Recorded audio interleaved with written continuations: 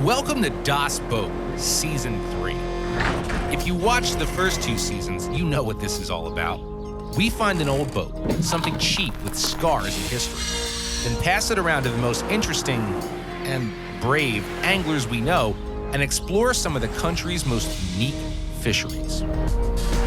I'm Joe Cermelli, and I'm taking over this show from my boss, Steven Ranella, this season. Now, I've fished all over the world, but I cut my teeth as an angler here in the Northeast. My mission sounded simple, at least on paper. Find a boat with genuine craftsmanship and intrinsic value, and get it seaworthy in a month so it could hit the road while all the best Northeast fisheries were in full swing. There's so many levels of used boat at the Jersey Shore, right? There's boat yards full of these things. There's so many in backyards, and you know it's out there somewhere. I've never seen a center console when they put them cooler seats in. It's got some crunch. It may not look like much, but this 1973 center console Mako is a classic, man. Oh, let's see what we got here, man. Its bones are good, even if the deck is rotten, the electrical's shot, and it just needs like a ridiculous amount of work before we can put it on the water. This boat has no idea how lucky it is. Not only is it getting redecked, but like this thing's been sitting for God knows how long, and now it's going to go on one hell of an adventure. Going under the board. I can't even believe that just happened. That's what I've been waiting for. There we go. Bigger boat, bigger challenges, bigger water, same bad ideas.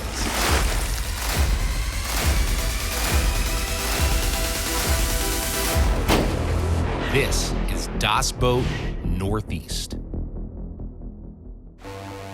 Just a few hours south of the biggest city in the country, you'll find New Jersey's Barnegat Bay. When you're on land, well, it's the Jersey Shore. But when you shove off from the seaside condos, the spray tans, and the frosted tips, you find yourself immersed in a completely different world. One that's tranquil and almost pristine. A place where you can harvest a feast of fish and shellfish without going to like the middle of nowhere, Alaska. It's also Frank's home water. You remember Frank, right? Where's that ratchet? This boat wouldn't even be floating without Frank, so it's only right that he get a chance to take it out. Joining him is Jean-Paul Bourgeois, who grew up on the bayous of South Louisiana before making a name for himself in the upscale restaurant scene of New York. Green beans, almonds, brown butter. Jean-Paul is basically the perfect fishing buddy. He knows his way around a boat, but instead of marinating everything in Italian dressing like me, he's a classically trained chef. I'm torn, right? I mean, I'd love to taste what Jean-Paul can do with a pile of New Jersey seafood, but I'm also really glad to get a break from tinkering with that damn boat. See an old Mako here. Yeah, You must be Frank. I Hey, am. Jean-Paul Bourgeois. Nice to meet you, Nice to man. meet you, man. All right, so this is what we're gonna be catching some fish in, huh? Yes, sir. We hope that. We got to do a little work first. Okay. So we're going to do splash guards, water management system, trolling motor, battery charger, new lithium batteries. We're going to really... We got some work to do. Yeah. But the reward is fishing and eating.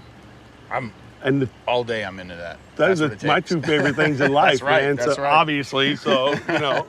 So we got a cool old boat. We got some modern amenities Yeah, man. to help out the process a little Certainly. bit. All right, Yeah, I yeah. get And you. that's- I'm down with that. That's like a cool thing about bringing this boat back to life, because it was dead. But we did a lot of work to get it to here, and we do this other modification here. And I think it's gonna make our fishing much easier, because we could hold in the current on these sod banks. When you're back in here, dude, you're gonna think like you're in the bayou, because it's very Good. similar. Awesome. And where we go back here, as busy as this place is in the summertime, we can go back there and not see another boat. You Yeah. know, so it's cool. It's cool to be able to do that. Yeah, man, let's get going. Cool, let's do it. All right, let's hook this baby up.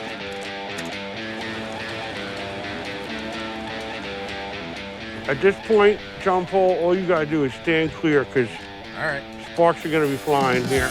The trolling motor will help the guys maneuver through Barnegat Bay's shallows with a little more stealth. And that's a big plus, because weekies have a really keen sense of hearing and they spook really easily. Oh, my, yeah, baby. Splash guards will help stop excess water from sloshing in over the transom.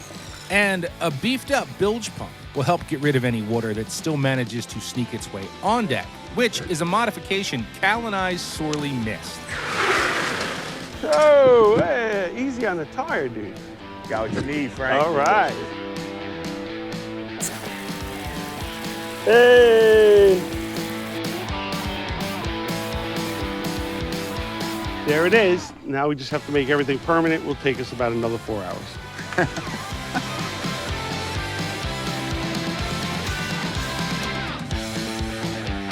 Look good, man. I'm ready to get in the water. All right, cool. Let's wrap it up. Barnegat Inlet receives a constant flow of fresh ocean water from 3 inlets: Manasquan to the north, Barnegat Inlet in the middle, and Little Egg Inlet in the south. This constant flow of clean water make it an ideal rearing ground for a ton of species like striped bass, bluefish, fluke, and weakfish. Weakfish use the tidal current to feed and often set up along deep channel edges.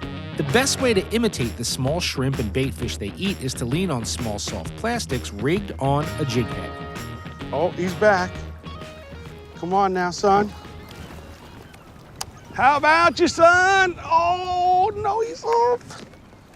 Part of the fun of tossing plastics around Barnegat Bay, of course, is that you never know what you're going to hook, and surprises are always welcome, even if they're small, inedible surprises like this fluke. Oh, dude, there we go. There we go, dude. Oh, there's one. Little baby. Cute one. Hey, man. That's a cute one. We didn't scratch for today. That's good. Pretty fish. Get a couple pounds bigger and we'd be in the money, man. huh? This time of year, most of the keeper fluke are well offshore, not in the bay, but we're after weakfish anyway. And since the fishing's pretty slow, Frank and Jean-Paul head back to the dock to switch gears for some good old-fashioned crabbing. Yeah, buddy. All right. On the quest for the bounty of the bay. We got a fluke, but it was a short one. No weakfish yet. We got some crabs building in the backyard. So now we'll get aggressive with the crabbing. All right, Jean-Paul, this is Jingles Bait and Tackle. Jingles, huh? Nice couple owns this place here. I like it. And they got what we need. Let's do it. Hello, how are How's you? it going? How you doing? How about that, big boy? Did you reach that? I think I can get that. Get 2 of those. 2 of them. Oh, do you have bunker? What do you have? We'll take fresh and I don't know, 6 of them or something. All right, we'll see you guys. Thanks so much for the help. Thank See you, y'all. Steve. Ah. All right, we're in better shape than we started out. You know what, dude? Before we launch this boat, let's check these traps. I got them soaking. Blue crabs are the species we're looking for, huh? Or Yeah. you call them blue claws or Blue what you- claws, yeah. All right.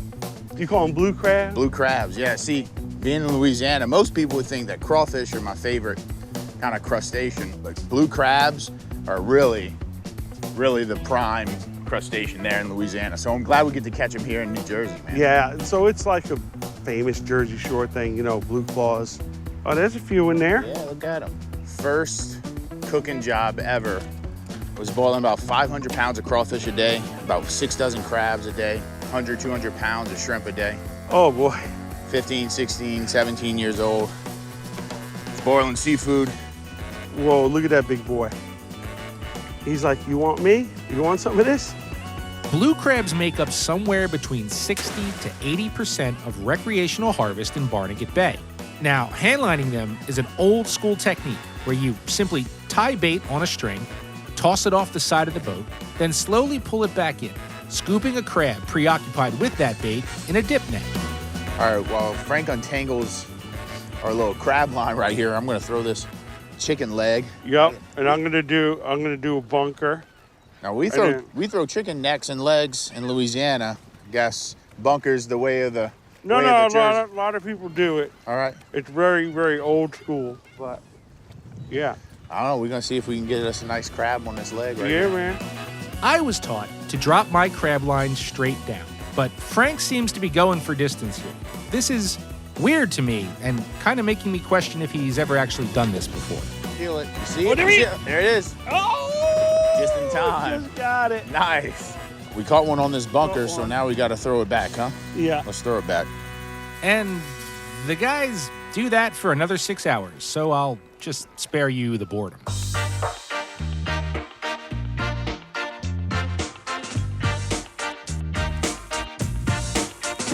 I mean, the best thing about this, dude, is just look.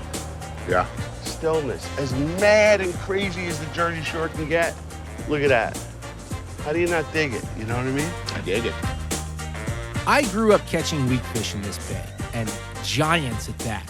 They were practically as abundant as bluegills, but their populations plummeted alongside stripers due to overharvest in the 70s and 80s. They bounced back briefly, but unlike stripers, those numbers began to fall off again. And by the early 2000s, stocks of weakfish were bottoming out. Management agencies continued to shrink bag limits and commercial quotas, but their numbers just continued to fall. New research about struggling weakfish populations may answer a decades-long question, but it's probably not what most people expect to hear. Got the hook that time. In that? It might be a weakfish. Oh!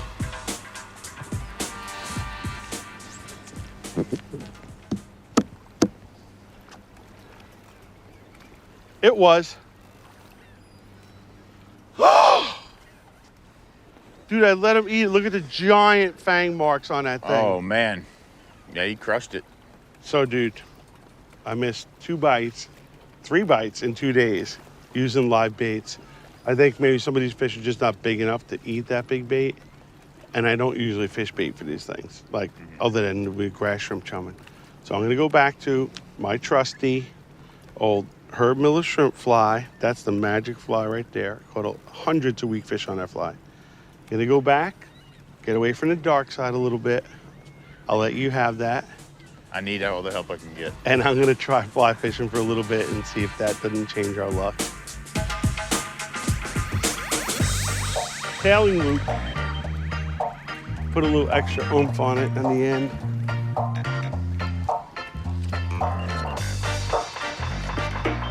Little weakie. Yeah! Had to go back to the fly rod. To Just my got roots. him on, too. Look at that. Look at that. Spit that hook right out. Woo! Oh, yeah. There it is, dude. Jersey weakfish. How about you, son? Beautiful. There you go, dude. There he is. That Jersey weakfish, Right. huh? So the big difference, see these yellowfins? The sea trout down south don't have them. Also, less like, this guy has like a lot of freckles. And you know? and lavender. Mm-hmm. As they mature, you see it even more. But that one, beautiful fish. Yeah, that's not a keeper, but you can see it's a very tender fish. Mm-hmm.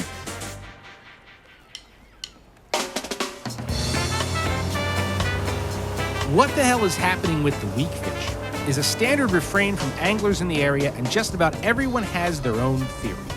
A study out of North Carolina's State University shows that in certain parts of the Atlantic, weakfish make up about half of the winter diet for bottlenose dolphins, proving a belief that I've had for years that dolphins are assholes. Frank's hair got wet, so the guys head back to Frank's de facto fly and tackle shop to prep for grass shrimp seining in the morning. So these are some of the flies that we're gonna use. Because tomorrow, we are going shrimping. I mean, All right. Frank's one of them fellas that's got a friend for everything. His pal Herb Miller makes these flies, which look a heck of a lot like grass shrimp. And his friend Billy, who happens to be a lobsterman, stops by to see what the guys are up to. In New Jersey, we dive for lobster. Some guys do artifacts. We do lobster. yeah, right. Dude, those are nice. Jersey lobsters, right off our coast. Yeah, baby. Nice, Beautiful, man. man. Thanks for bringing those. Oh, it's my Well, pleasure. look, we're deciding if we do catch a keeper weakfish. You know, we always walk this line of like, kill it, don't kill it. I mean, he's never eaten one before. I rarely eat them. I haven't eaten one in probably 15 years. Wow. Yeah. Weakfish but, are good. But so you think like you're doing a thing like release every one. We can only keep one a day anyway. But he was just telling me about this study, and it said that if you reduced fishing mortality to 0 For weak fish, Right. it would make less than a 1% difference in the overall biomass. You know, I had your sister tell me you're the greatest fisherman in the world. That's only because she loves me. I know. But it's true. But even as good as you are, I don't think we're that good to take a fish a day to eat. I don't think we can hurt them. Yeah, right. For some people, eating that one fish is going to make that connection, right? Right. That thing that ties you, especially like a guy who's a chef, ties you to that fish. If you don't target a fish, don't buy gear to fish for it, Right. you lose interest in that fish. There's no connection. Your connection to that fish is broken. If they disappeared, you'd be like, I haven't fished for them for 15 years anyway, so what's the difference? Yeah. So you have to keep people connected to that fishery to care about it.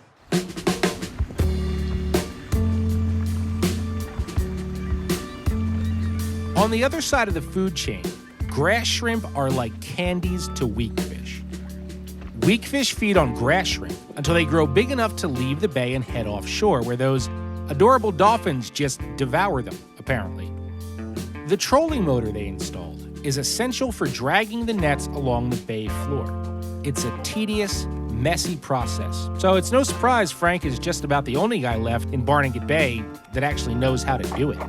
We need better hauls than what we just had, otherwise it's gonna be a long day. So there it is, that's the grass shrimp, man. That's what we did all that work for.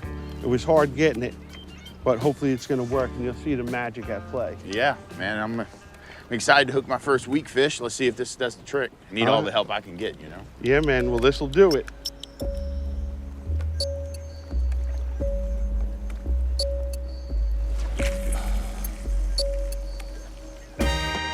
You got him, real. Go under that line or over, whatever you are. Oh, he's big. Take your time, Yeah, time. I got you. We don't have a net. You don't have a net. Oh, I'm hooked up. Take your time. Woo, Yeah. that's a nice one. Oh, I'm hooked up. Hooked up again. Oh. Eh, How big they need to be? that's a keeper. Oh, yeah. Your first Jersey keeper, boy. Oh, that worked. Oh, The Redemption. payoff pitch. redemption feels Gotta so love good. it. That is a pretty fish, Frank. Golly. Isn't it? Yeah, Yellow. that lavender and Yeah, the iridescent lavender's blue. pretty It's, cool, right? man, That purple is really, really nice. beautiful. Get it. Oh! Boy. And look at the hole in his mouth. Dude, look at how beautiful that fish is. Look at it. Speckled, yellow fins. Ah. Under the boat With his hands. with my hands. Oh, he's burning line up the front. Oh, yeah, that's another nice fish. And that's why you spend 3 hours getting grass shrimp. Right there. Nice job, bro. Bulaka shot. Oh, yeah, doggy. Nice work, Frank.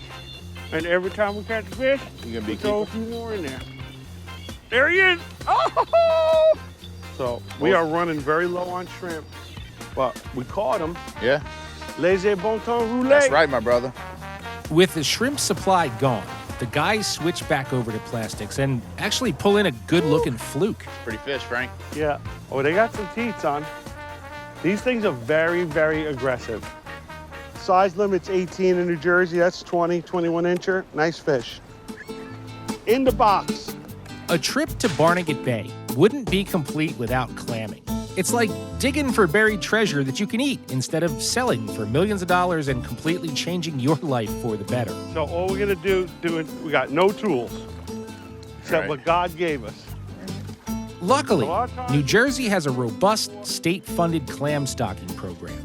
They're constantly planting babies in Barnegat to supplement the natural stocks. dog. Right there. Yeah, that happens. It's definitely the biggest clams I've ever seen, Frank. Yeah? I mean, I don't think you can just order these from like no restaurant I ever worked at.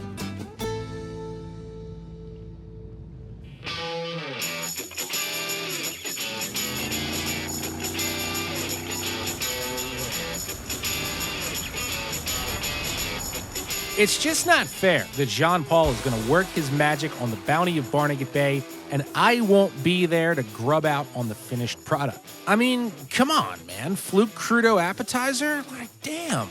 Just a little bit of extra virgin olive oil just right on top. Did you do that because I'm Italian? Here, chef. That is something special. Battered and fried fluke fillets? Like, you're freaking killing me, Smalls. Oh, baby. Look at that. These almonds are toasting in that brown butter and all those beautiful fish juices. And I know Mia loves it because she's like sniffing at my feet right now. What up, Mia? Mia. Oh, that looks so delicious. Jersey Good.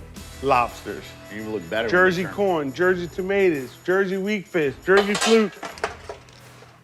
We take for granted the rare opportunity we have to, you know, go out there, target whatever species it is that we're gonna eat, and then take it home and eat it, right? Like, you talk about like farm to table, dude, like sea to table, doing it yourself.